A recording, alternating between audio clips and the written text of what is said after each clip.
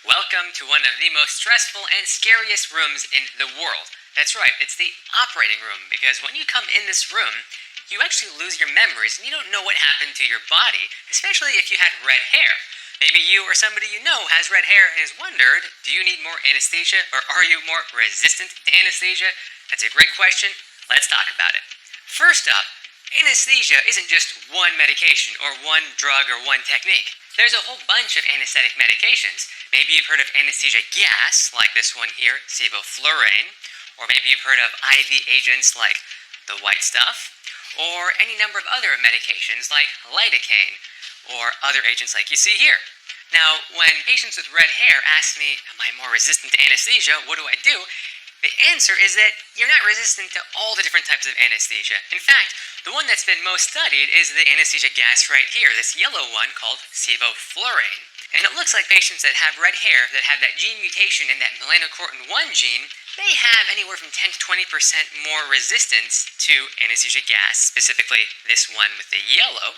But that same resistance doesn't translate to other types of anesthetics, like the IV drugs or local anesthetics like lidocaine.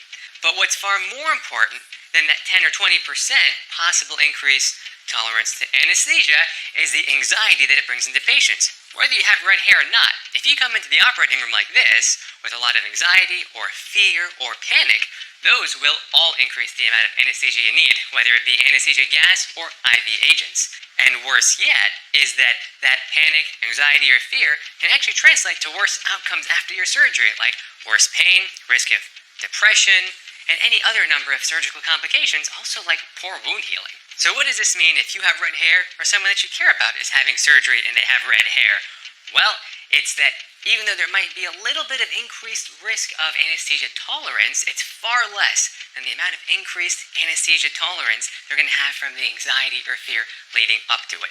I always treat patients based on what their bodies need in terms of anesthesia. I don't treat the red hair. And I'm sure that your doctor will do the same. We treat patients, not hair color. Thanks for watching. I hope you learned something.